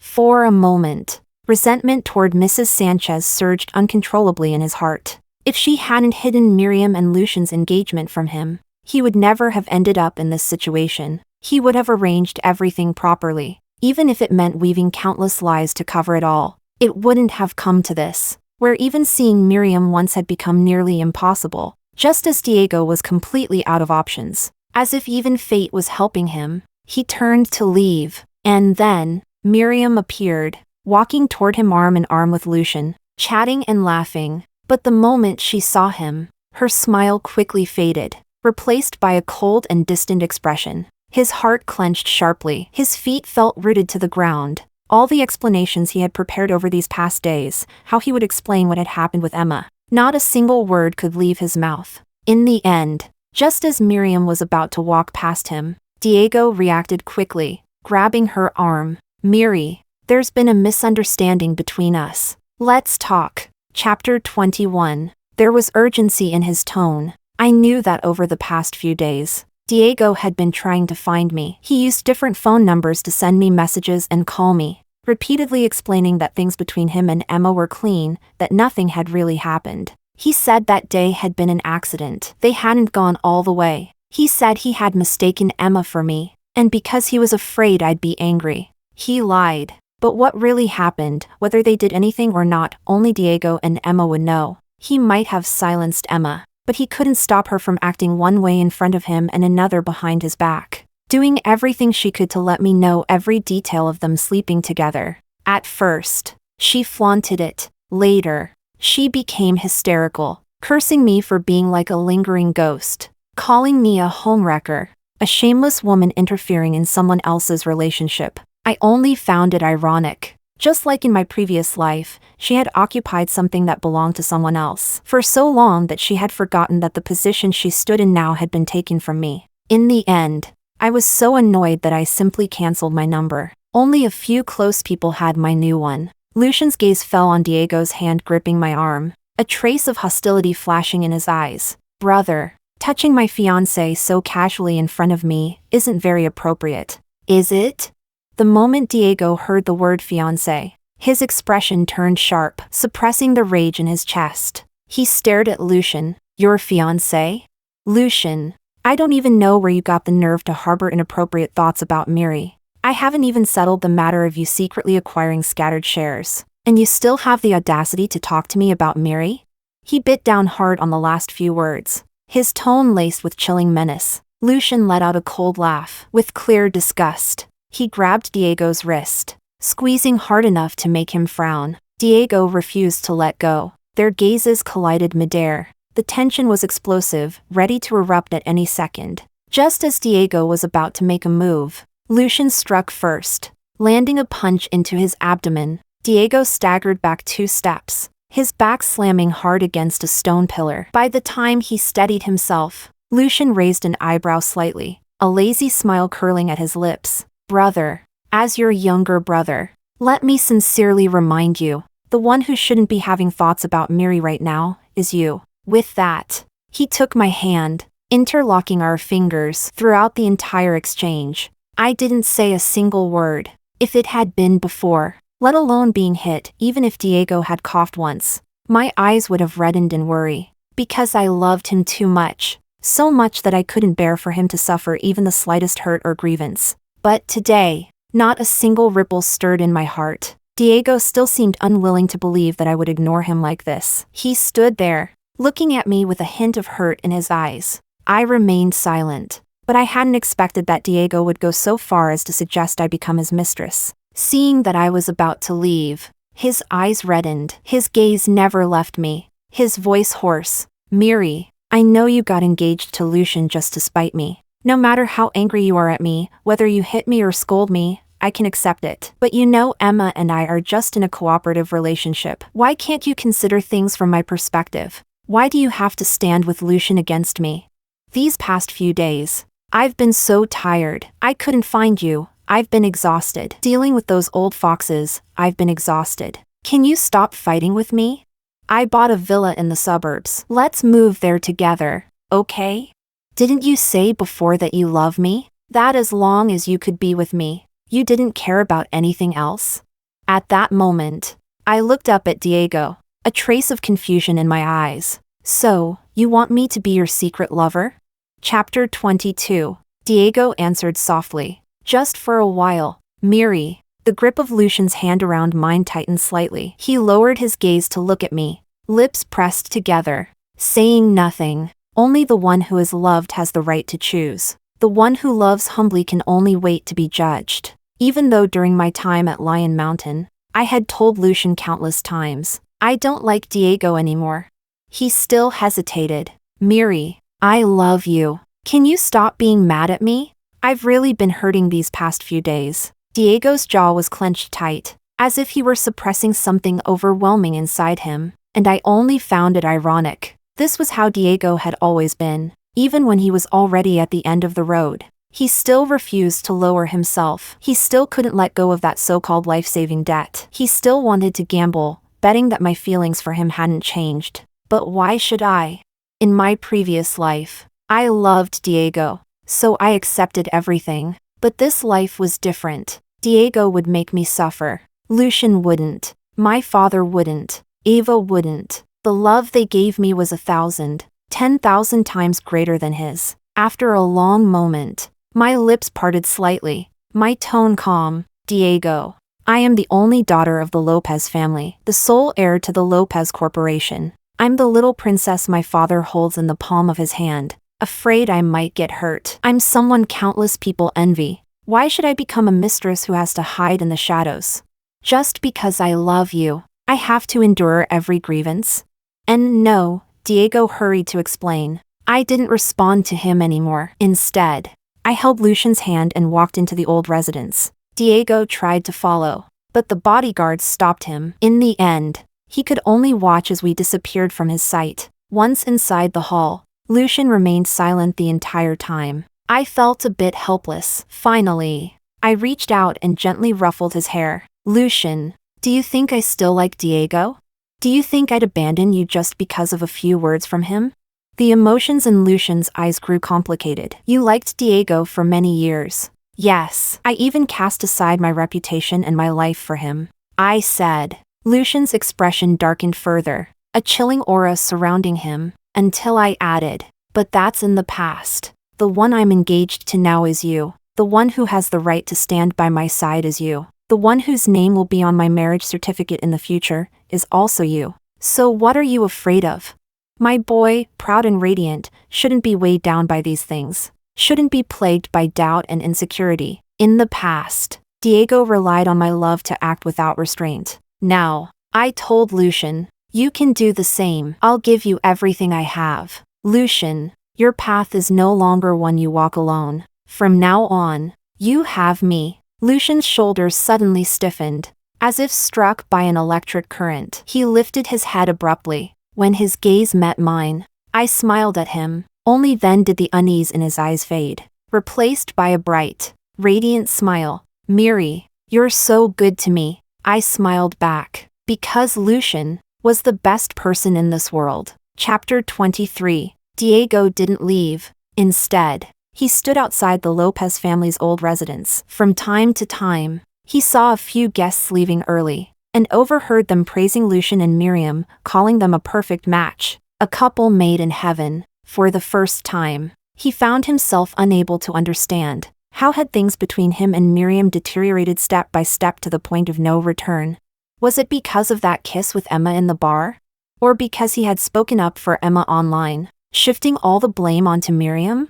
Or was it because the engagement banquet that should have belonged to him and Miriam, he had arrogantly assumed Miriam wouldn't mind, and calmly gave the position of fiancé to Emma? After all these years, aside from that time when Miriam nearly went into cardiac arrest, he hadn't felt this lost and helpless in a long time. Diego had no idea how to salvage this relationship that was already on the verge of collapse. In the past, he had been so reckless only because he was certain Miriam loved him. But today, he wasn't sure anymore. Not sure if Miriam still loved him. Not sure how much of that love remained. Suddenly, the phone in his pocket vibrated. When he took it out and saw the message, his gaze darkened. Diego, I'm pregnant. Uncle and Auntie are here at home too. Are you coming back tonight? Diego's grip tightened instantly around his phone. Without hesitation, he got into his car and drove back to the villa. The villa was close to Capital University, convenient for their classes. Miriam had lived there for a while before, but later on, as their schedules lightened, her father insisted on having a driver pick her up and take her back to the old residence every day. When Diego arrived home, Mrs. Sanchez was happily explaining pregnancy-related knowledge to Emma, even suggesting that Emma take a year off from school. Just as Emma was about to respond with a smile, Diego's cold voice cut through the room. This child can't stay. In an instant, the living room fell into dead silence. Emma's smile froze on her lips. Diego, what did you say? I said, this child can't stay. Diego repeated, his tone leaving no room for refusal. Mrs. Sanchez had always indulged Diego, but now even her expression turned serious. Why can't it stay? Diego, this is your first child. This isn't my child. The only child I'll ever acknowledge must be born by Miri. Anyone else's, I won't accept. Diego said it bluntly. Then he took out the agreement he had signed with Emma and threw it directly onto the coffee table. He had asked his assistant to deliver it earlier. If Emma had behaved herself, he might have been willing to continue honoring the agreement, even if Miriam couldn't forgive him. But now, Emma had crossed the line again and again. He could no longer tolerate it. Things between him and Miriam had already reached this point. He was completely at a loss. He didn't even dare imagine what kind of look Miriam would give him if she found out Emma was pregnant. Emma instinctively tried to grab the agreement, but Mr. Sanchez got to it first. When he saw what was written inside, his entire face darkened. Mrs. Sanchez was equally stunned, staring at Diego in disbelief. So you and Emma have been lying to us? All of this, just to inject capital into the Reyes Corporation? Diego answered calmly. Yes, Emma saved my life back then. This is what I owe her. Suddenly, Mr. Sanchez hurled the agreement straight at Diego. No wonder you were so determined to invest in the Reyes Corporation. Diego, have you lost your mind? Yes. She saved your life, but does that mean you have to stake your entire marriage on repaying it? Diego looked at his father. You think I wanted this? I proposed investing in Reyes before, you all thought it wasn't viable and rejected it outright. If it hadn't come to that, would I have resorted to using marriage as a strategy? Chapter 24. You. Mr. Sanchez's voice broke into a hoarse crack as he pointed at Diego with a violently trembling hand. Diego let out a mocking smile. He loosened his tie, glanced at Emma briefly, then looked away. With an air of laziness, he sat down on the sofa. Also, Dad, there's something I really don't understand. Lucian secretly acquired so many shares behind your back. Did you really not know it all? Or did you know and deliberately let it happen, hoping he'd compete with me? Diego! Mr. Sanchez slammed the table and stood up. At that moment, Mrs. Sanchez also came to her senses. Seeing that he was about to strike, she quickly stepped in to stop him. What are you doing? Are you going to hit Diego? Did Diego say anything wrong? Mr. Sanchez suddenly clutched his chest, his fingers gripping tightly at the front of his suit. In the end, he was so furious that he couldn't say a single word. With a flick of his sleeve, he turned and left. Mrs. Sanchez immediately moved to follow him. But then she noticed Emma still standing there. Her gaze lingered briefly on Emma's stomach before she turned to Diego again. Diego, your father and I can pretend we never saw that agreement. But from now on, you too. There is no from now on. Diego cut her off. Mrs. Sanchez still wanted to persuade him to at least keep the child. But before she could finish, Diego had already stood up. With a cold expression, he dragged Emma out into the courtyard. Emma struggled desperately. Diego, where are you taking me? The hospital. Hearing this, Emma's face turned pale. This is your child. After all, it's not. Diego replied coldly. He shoved Emma into the passenger seat. Emma clutched desperately at Mrs. Sanchez's sleeve, breaking down in despair. Auntie, please save me, save my child, the child is innocent. Mrs. Sanchez opened her mouth, wanting to speak, but when Diego's gaze shifted toward her, she could only look away in pain. No matter how much she might care about the child, in her heart, Diego was still the most important. In the end, the car sped away. Chapter 25. At the hospital, 3 hours after the surgery, when Emma woke up, she was unnaturally quiet, lying on the hospital bed. Her eyes were filled with nothing but resentment toward Diego. She had never expected him to go this far. Even the last time she provoked Miriam, Diego hadn't called off their engagement. But this time, he had personally sent her onto the operating table and watched as that unborn life was removed from her body. She had once thought that Diego, at the very least, felt something for her. Only today did she truly understand. Diego was a man without a heart. Diego paid her no attention. He simply took out a bank card and placed it on the bedside table. There's 1 million on it. Go abroad. I'll arrange for your enrollment at Capital University to be transferred out. Hearing this, Emma's pupils shrank. She looked at Diego. I don't want to go abroad. You don't have to. The investment into the Reyes Corporation hasn't been completed. Bankruptcy is just a matter of time now. If you're willing to marry that old man, then stay. Our agreement is void. The cancellation of our engagement will be announced immediately. Emma, don't blame me. You crossed the line yourself. Diego's tone was almost indifferent, as if handling business, declaring the end of an engagement that had only existed for a single week. Emma stared at the ceiling, tears slipping from the corners of her eyes. The ward fell silent for a long moment. Then suddenly, she laughed, full of ridicule. She and Diego were in the same year, but she had known about him since high school. She had worked hard to get into Capital University, choosing the same major as him, chasing after him step by step. She had never imagined that one day, the bright moon would shine on her. It was fate that had given her a chance. By coincidence, she saved Diego, and in return, gained a so-called life-saving debt. Finally, she stepped into his world. She knew she was an illegitimate daughter, unworthy of him. She also knew Diego liked Miriam. She had never minded, because she had always known he would never belong to her. And yet, she still wanted it, desperately, shamelessly. What if she became his fiancée? His wife? Even without love, at least she could be entangled with him for a lifetime. That was why, when the Reyes family tried to marry her off to an old man, she gathered the courage to propose the 3-year agreement to Diego. But now, she felt regret. Regret for getting involved between him and Miriam. Regret for provoking Miriam. She hadn't disliked Miriam before. She had only envied her. It was Diego's indecisiveness, his ability to keep both sides, that had fueled her possessiveness until it spiraled out of control. After dealing with Emma's situation, Diego had no intention of staying any longer. Just as he turned to leave, Emma's voice came from behind him. Diego, do you think Miriam still loves you?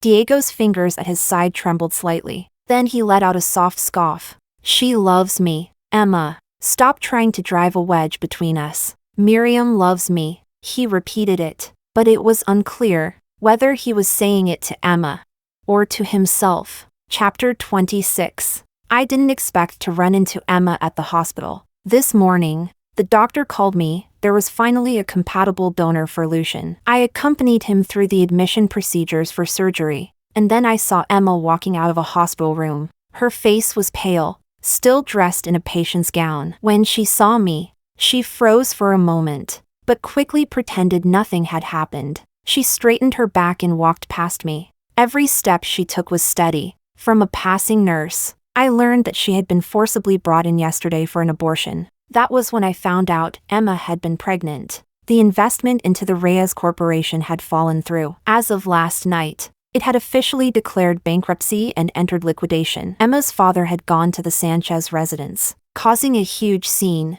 When my father told me about it this morning, I was still a little surprised. After all, whether in my previous life or this one, the thing Diego valued most had always been Emma's life-saving favor from years ago. But now, he had abandoned the Reyes Corporation, called off his engagement with Emma, and even had her child terminated. What exactly was Diego trying to do?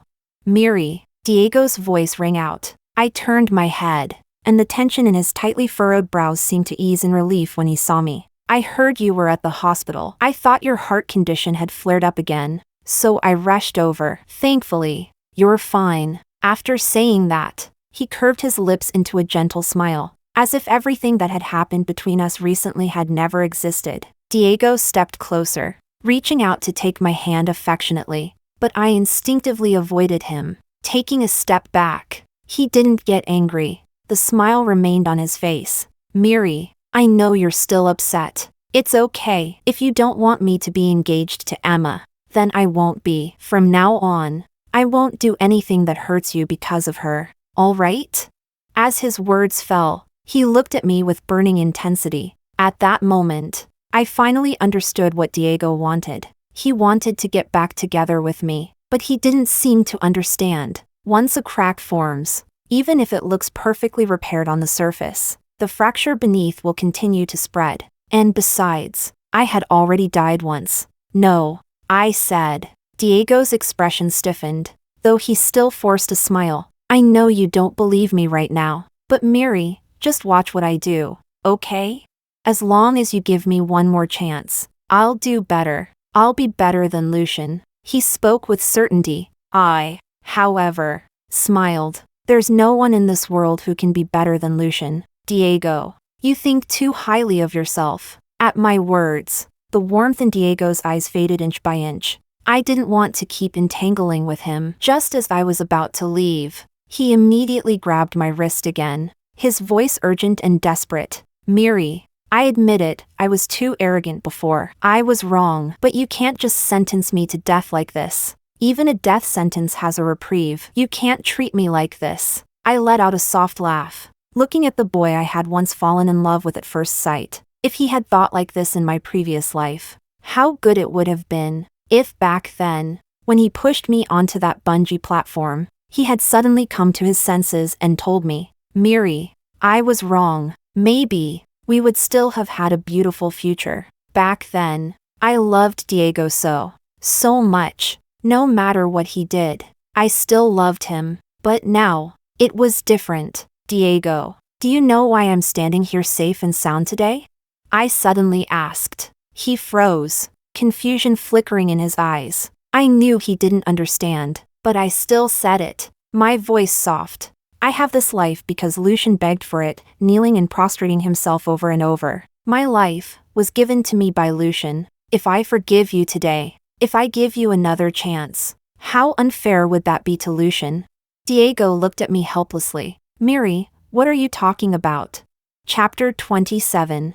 I didn't say anything more. I forcefully pulled my hand free. As I turned to head back to the ward, I saw Lucian standing not far down the corridor. By then, he had already changed into a blue and white striped hospital gown. The loose collar hung off his collarbone, making his neck look even more slender. A bright smile rested on his face. With his usual lazy arrogance, he said, Miriam, you've been out for 15 minutes. I thought you got lost. I smiled helplessly. Then I walked over and took his hand. Lucian raised an eyebrow slightly and, with a hint of mischief, said to Diego behind me, Brother, stop clinging to my fiancé. If I catch you again next time, I won't leave you a single cent from the Sanchez family. Diego clenched his fists and suddenly rushed forward like he'd lost control. Just as he was about to reach Lucian, I instinctively stepped in front of him, but Lucian reacted faster. He kicked Diego square in the chest. Diego staggered back several steps. Rage burned in his chest, and when he looked up, his eyes were filled with disbelief. Miri, you're protecting him like this?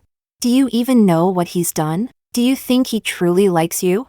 He only wants the Lopez family. He's using you to leverage your family's power and drag me down from the position of heir to the Sanchez family. By the end, he was practically shouting. The noisy corridor fell silent for a moment as passers-by turned to look at us. After a pause, I asked calmly, So what? What? Whatever Lucian wants, I can give him. Miriam! Diego stared at me. Why? Lucian tightened his grip on my hand and smiled. Answering for me. Because Miri loves me. This time, he sounded more confident than ever. No hesitation, no fear. Because for the first time, he truly felt it. My unconditional favoritism. Every word I had ever said to him, I was now proving with my actions. Diego still refused to believe that I no longer loved him. He sought out my friends, hoping they would persuade me. But in the end, he realized, the only person truly close to me was Ava, and Ava despised him even more than I did. When Diego said he wanted to pursue me again, Ava cursed at him for 3 or 4 straight hours. In the past, Diego would have walked away long ago. But that day, he stayed, forcing out a bitter smile. He told Ava, I know I've done a lot wrong, but I love Miri. I can't accept that she doesn't love me anymore. He even sent countless messages to Lucian,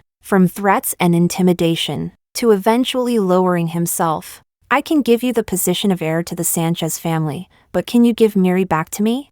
At this point, he had run out of options. There was nothing left he could do. What I found ironic was, even Mrs. Sanchez, who once wanted nothing more than to separate me and Diego, had come to see me. That day, Lucian had just finished his transplant surgery. He was still unconscious. The doctor had just finished explaining the post-operative precautions to me when Mrs. Sanchez appeared behind me. I didn't know how much she had heard, but her first sentence was still about Diego. Miriam, Diego is sick. He has a high fever. He's not eating or drinking. Can you go see him?